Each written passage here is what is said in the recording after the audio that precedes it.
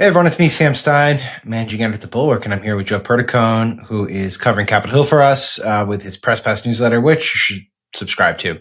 It's awesome. We are coming here late Sunday night. It's like 8 o'clock on Sunday night. I'm telling you the timestamp because by the time you watch this, it's likely that this video will feel dated, but we're going to do it anyway because it appears that there is a deal in the Senate to end this government shutdown. This happened pretty quickly today through the course of the day, but we were getting wind of it throughout the course of the day. And then we are awaiting John Thune, the majority leader, to speak on the matter. But Joe, tell us what we know. And then I'm going to get into the case for the deal and the case against the deal. But tell us what we know. So I watched the Niners get killed today and I wanted to just go to bed. And what does this have to do with the shutdown? The Senate had other plans. And so anyway, this is depending on who you ask, it's a cave or it's a compromise. What it entails basically is led by Angus King, Jeanne Shaheen, Maggie Hassan. Basically, it's a CR, the same old House passed CR, but it goes through January 30th. So we'll get to do this again in a couple months. Nice. And then they get a promised vote on a Democratic Affordable Care Act extension in December. So 40 days from now. Now, those are those are the extended subsidies for the Affordable Care. Okay, gotcha. And that's the thing they've been wanting to get out of this all along, but this is much further away. They originally wanted it to be a part of reopening. And then there's a minibus, which is, a cobbling together of some funding things, which will be a reversal of shutdown, reduction in forces and back pay, and then protections against them potentially happening in the future. Plus SNAP, the food assistance program, funded through the end of fiscal year 2026. Okay. I just want to set the stage with who's supporting it and who's not. And then I'm going to actually get into the case for and the case against. So who we know is supporting this on the Democratic side is important, but actually who we know who's against is kind of more important. But let's go. We know Angus King, Maggie Hassan, Jeanne Shaheen, Cortez Mastro, Tim Kaine, and Fetterman are the 6 Democrats as of now that we know are supporting this. The people who are not. Presumably Chuck Schumer. No. Chuck Schumer has announced he is against it. You got to check Slack, buddy. I put it in the Slack. This is how fast this thing's moving. Yeah. The minority leader of the Senate is against it. Okay. Brian Schatz, who is widely expected to be the next Senate minority whip, or the next whip, I should say, who knows if they regain power, is against this. Okay. The 2028 potentials who are out against this are J.B. Pritzker already, Gavin Newsom, Ruben Gallego, all against this. Chris Coons, not exactly a bleeding heart, rageful progressive, is against this. Mark Kelly is against this. A lot of people are against this. Tammy Baldwin is against this. So they need, how many votes do they need? 7 Democrats, is that right? Yes. Okay. They need 7 votes. It's going to be tight, for sure. I mean, yeah, we're already seeing the trickling in, and you mentioned the 2028 contenders. I'm also seeing a lot of the Democrats who are outside of the Senate, but who are running in primaries to get in, are against it. Mallory McMorrow in Michigan, Angie Craig in Minnesota. So they're all very quickly saying, this is a cave, this is a bad deal. Bernie's basically, and when I spoke to him earlier this week, he was like, any cave like this will be, horrible. And is that your Bernie? And he said, it's going to be not just a policy mistake, but a political one. Yeah. I don't really buy that shutdowns a year out from an election can impact it, but they seem to be making the case that it could. So, okay, now should I get into the case for and against? Let me do it. I'm going to do my case against, I'm going to do my case for, but in between, I want you to kind of either rebut me or just, weigh in on them. So the case against doing this deal if you're a Democrat, you went into the shutdown with one objective, or at least one main objective, which was extend the Obamacare subsidies. Okay, they're expiring at the end of the year. You're already seeing people who have sticker shock because the premiums are high. You said you wouldn't even take a year extension. You wanted 2-3 years. You weren't even going to have a ceremonial vote. That was a no-no. That was your objective, and you have failed. You have failed. You're getting a vote in the Senate, no guarantees of a vote in the House, no guarantees of it passing the Senate. It is an abject failure. The second objective you had, if you were Democrats, is you wanted to stop the administration from doing bullshit like impoundments and rescissions, basically unilaterally determining what money Congress got spent. There are no, as far as I can see, there are no limits on that. So on the second objective, you failed.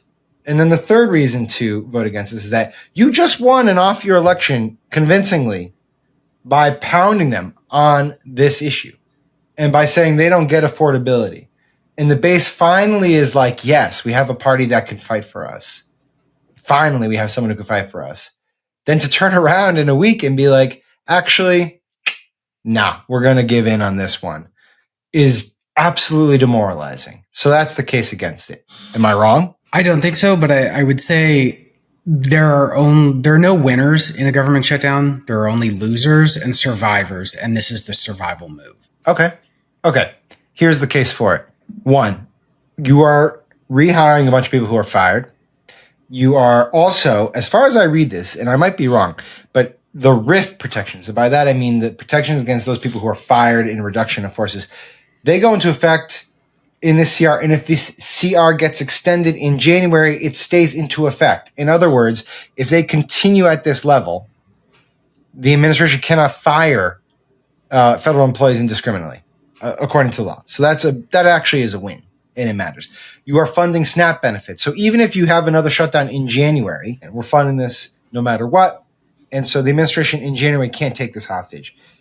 And then 3 is like, look, if your objective heading into this shutdown was we cannot allow for financial pain to be inflicted upon the populace in the form of heightened Obamacare subsidies, you can't then turn around and say, like, we are willing to allow people to endure financial pain by the reduction of SNAP benefits. It doesn't quite compute.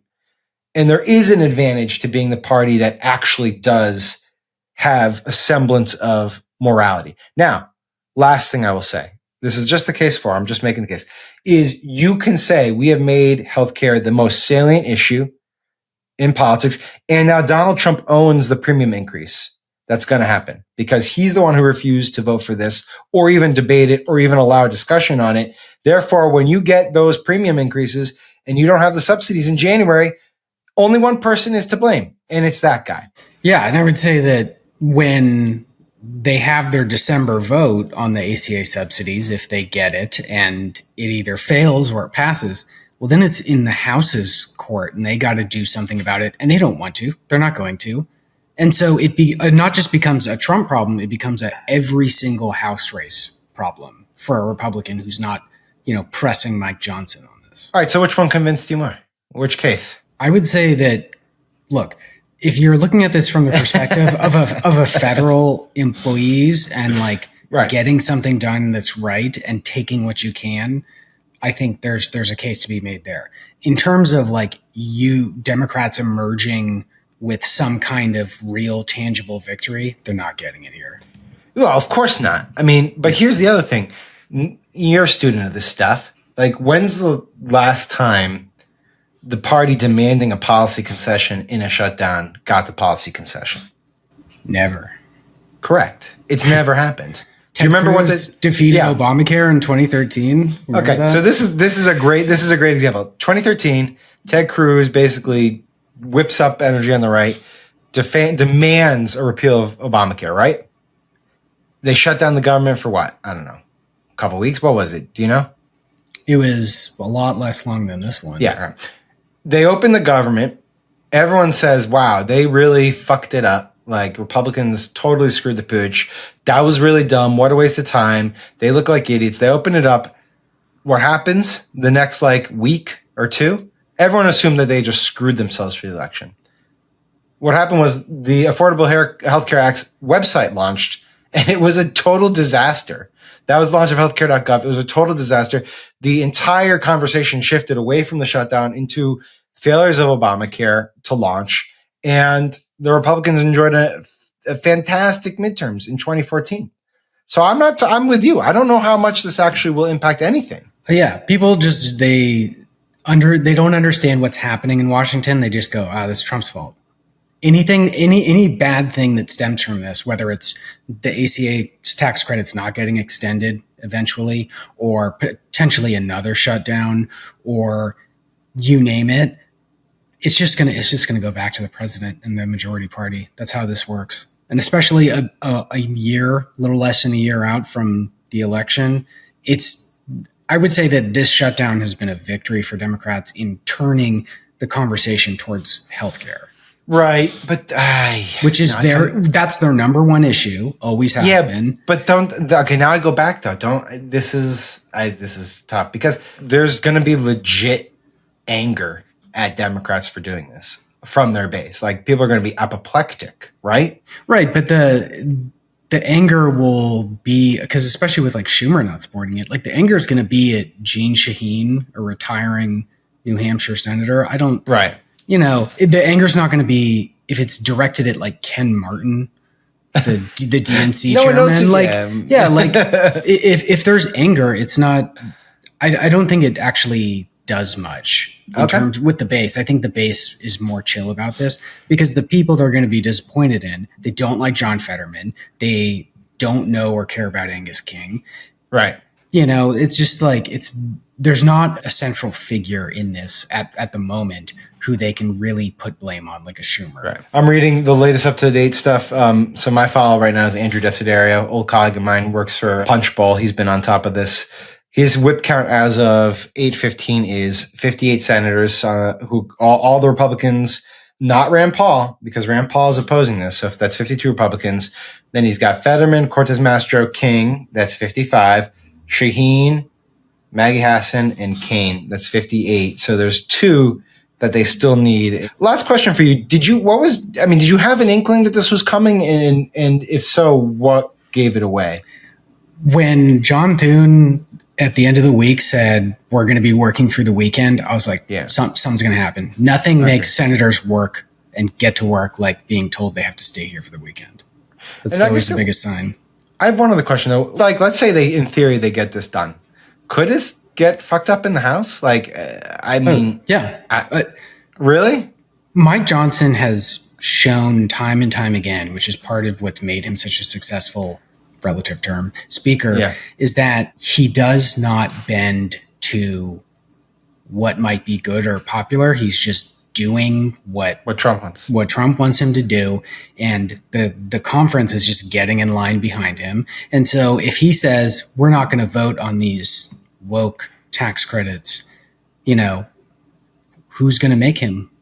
Well, I'm not saying that. I'm saying, let's say the Senate passes this CR with the attachments, the RIFs restored, the SNAP money, and up through January, which are the main components of this thing.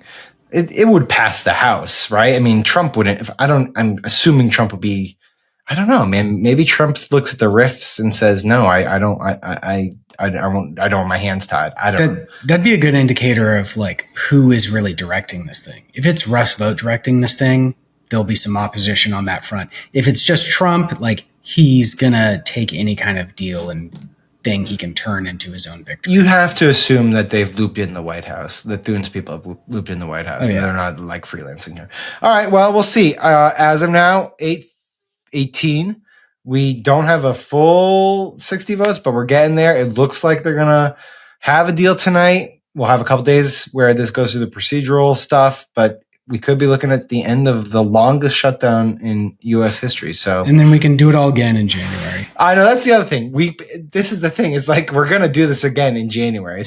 I have written before that I'm like, the government is on the verge of shutting down. That's a sentence I've written like 1,000 times in my career, and I'm going to write 1,000 more times just this year. Can't wait. This is why you got to subscribe to Press Pass. All right, buddy. I know it's past your bedtime. I'll let you go. Take care. Okay.